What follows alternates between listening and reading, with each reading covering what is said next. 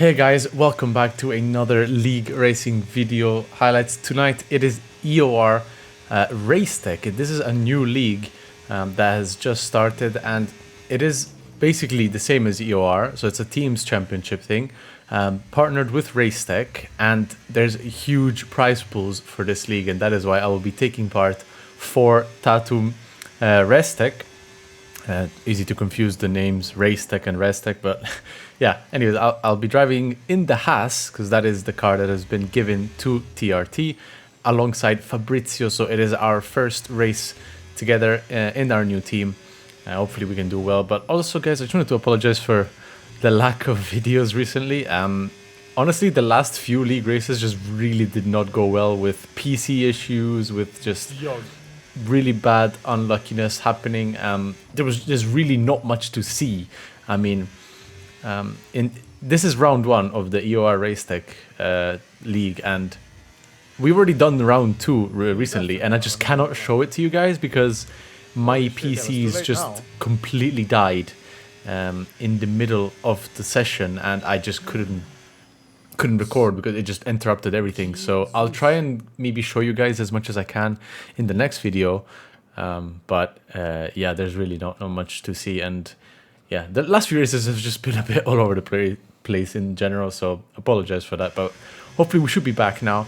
So I'm recording this right after the last night's PSGL in Spa, which if you guys have seen it, well, you haven't seen it from my Twitch because I wasn't streaming it. I just really felt pretty shit the last few days, not just just because of like the pace, and like I just have so much stuff going on. It's hard to keep up with all the teams that are like practicing so hard, and it's just a constant battle to try and catch up to the rest of the grid, which is super hard when you're working by yourself and way later than everyone else.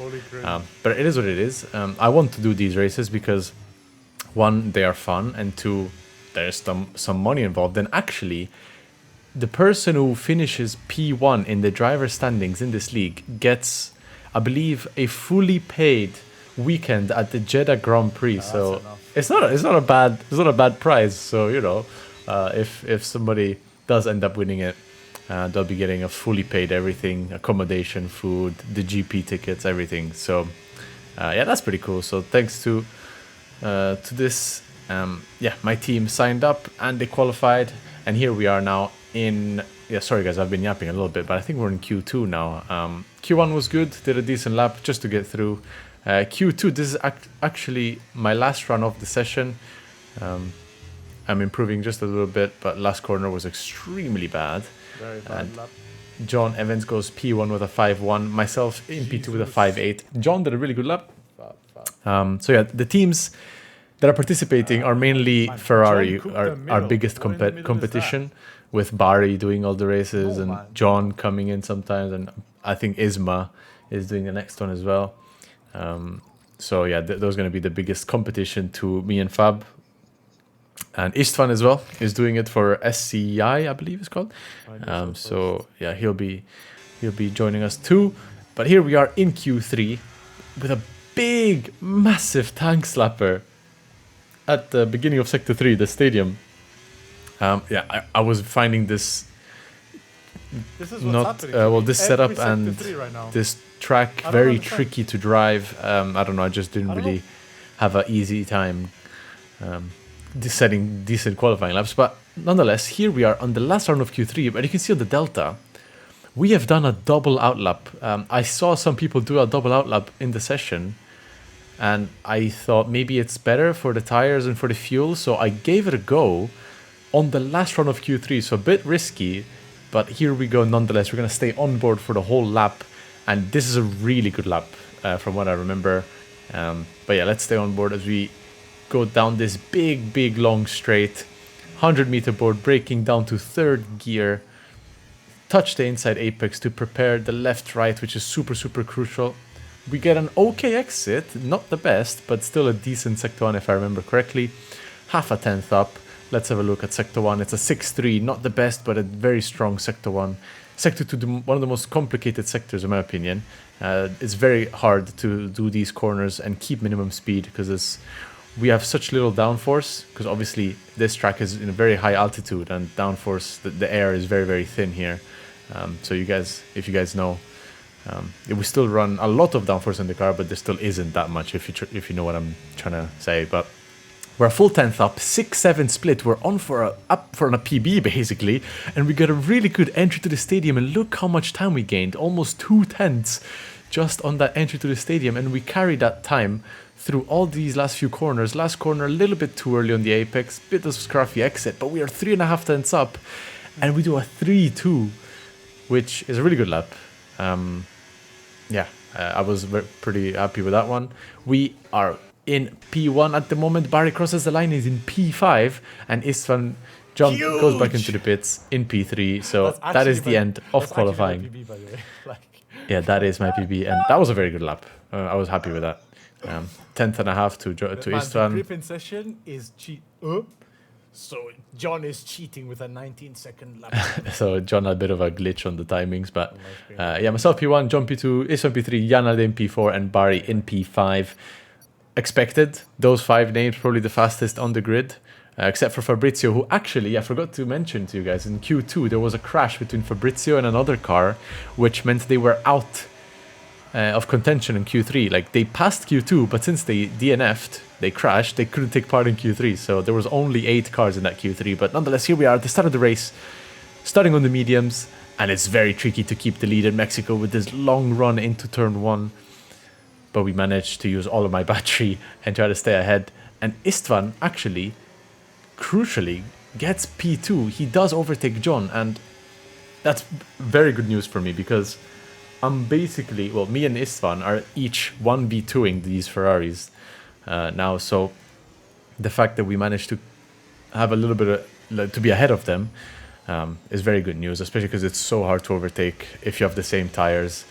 Tire advantage is pretty big on this track, but obviously at the start everyone has the same tires, so it's just so hard to pass. And now, as you guys know, the first stint is extremely boring, so I think we're gonna jump very soon to the next part. But there was a debate between 2 strategies in this track. There was the one-stopper strategy, which seemed much more conservative and maybe the preferable one. And there was also a 2-stop strategy which could work and was actually the winning strategy in PSGL E series, quite convincingly, as well. So maybe a few people might look at PSGL E series and say, the 2-stop might actually be better. But from what my experience and what I thought, I just thought that the 1-stop would be safer and my best way to win the race, especially because I'm leading anyway. The pace is going to be good, so I don't see a point to give that up and go for a 2-stop strategy, when I'm pretty sure the 2 Ferraris are not going to do that either, because when you're together, you want to stay together on track. So yeah, some people have pitted very, very early, like lap 5, lap 6 even, to start their 2-stops. Yeah, one of them pitted, yeah. But we are skipping until lap 14, and the first Ferrari is in the pits alongside Jan Halliday. So they're going to do a 1-lap undercut on us.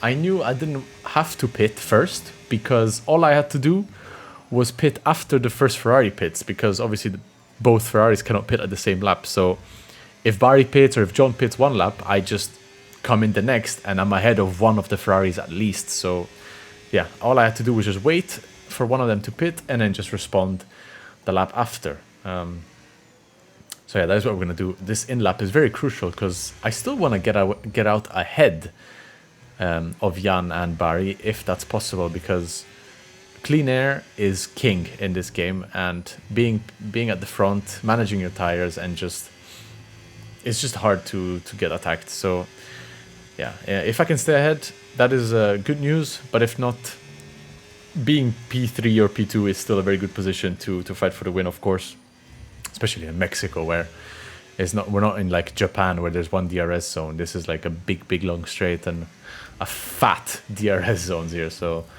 yeah, it's definitely possible. But yeah, here we go, lap 15 into the pits. Istvan does follow us in, but John Evans actually decides to go long, so he will be going a few extra laps, because obviously there was no point for him to pit at this point. He would just be behind everyone. So yeah, good decision by him. Diego Zorzo also coming into the pits. For sure. Fucking Jan Holiday will get me as well, man. Oh my god. Let's see where I gonna come out. Barry is gonna pass me just about now, but can I keep Jan behind? I don't think so. No, they have way too much overspeed, and Jan actually passes Barry for the lead. So Jan did an amazing strategy. He pitted exactly when he was supposed to, following one of the Ferraris, and passing that Ferrari in his outlap. That means he gained not just on the undercut, but also his net position to Barry. So yeah, very well played by Jan there. And that is a bit of bad news for us, because being P3, yes, it's good, but it's still, if Barry manages the gap to Jan in front, it's going to be very, very hard to overtake. But here we are catching some back runners who actually haven't pitted yet, and I think they started on the hards, and they're doing a very long strategy, hard, medium, alternate strategy. Yeah, we have to get rid of them extremely quickly, as Barry and Jan get past them straight away. But we are just still stuck behind them. We can't really go down the inside here, because going side by side in that double right never ends well. Foreshadowing. But yeah, now it's a bit of a problem, because we're getting gapped by Jan and Barry, and this is not good news whatsoever. We need to try and get Campbell before the last sector, so that I can get the McLaren in the main straight just after. Let's see if I can go down the inside here. No, I can't. This is proving to be extremely difficult, as he has a bit of a moment there, but we go down the inside in the hairpin. He doesn't fight it too hard. We have way faster tires. It just makes sense. He's doing his own race. He doesn't want to lose too much time. But here we are behind the McLaren now. He will not defend it too much, I believe. Let's see if he has DRS. He still has DRS, which is crazy. He's like 1.2 seconds behind, but he must have just barely got it. But yeah, we still get past them nonetheless. Easy peasy. And now I look ahead and I'm like, uh-oh, there's another Aston Martin, Jan Halliday's teammate, in front of us, and we're gonna be stuck behind them. This is not good news. Yeah, as you can see, Barry and Jan got past them extremely quickly, but I got stuck behind in the middle sector. There's just nothing I could do, and we are now 1.6 seconds behind Barry, and we need to get past ASAP. ASAP. We don't want to lose the train ahead. So yeah, hopefully I can do a really good lap here with my one lap fresher and maybe stay in the DRS. But I was pretty confident in my pace. I felt really good. Mexico race is something I always enjoy to drive. I really enjoy driving Mexico in the race specifically, because it's super hard. With the very low wing and very high tire wear, you have to be so careful and precise with your driving. If you just push the car, you're just gonna end up going slower. And I just love that feeling of getting into that rhythm and taking care of the tires and just getting laps and laps and laps. And it was just very flowy. I always enjoy it very much. Although it's a very long race. I mean, 36 laps.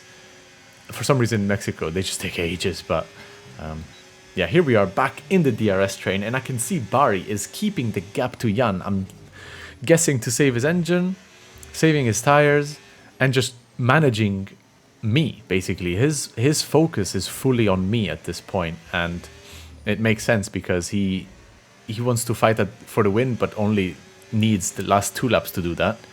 He just wants to have the best tires for that. So in the meantime, he's just going to defend me.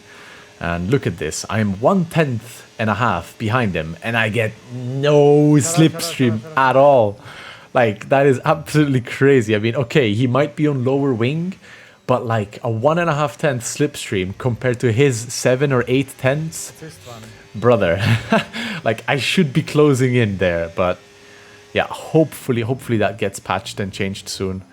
As we're gonna skip on to lap 25 now, I can see he's pretty close to Jan now, and I'm thinking to myself, if I can only just make him very close to Jan, and then he would go for a move and make them go side by side, then I could maybe get an opportunity, as I can see one right here around the outside of Sector 2, the beginning, and he's forced to be on the outside here, and I get the inside for the double right-hander, and we get the move done. That was very, very big and crucial, and a game changer for this race, to be honest, because if he kept me behind a few more laps, I really don't know when I was going to get another opportunity like this, but we're going to skip all the way to lap 35, and we're going to try and go down the inside of Jan here, but my main objective is not to pass him here. It was just to get him to have a really bad line so that I could have a really good exit here close to him and maybe pass him before sector 2. But I can see I'm a bit too far, so I decide not to go for it. But Barry decides to go down the inside here. We leave him the space. We again side by side here as Jan is lagging a little bit.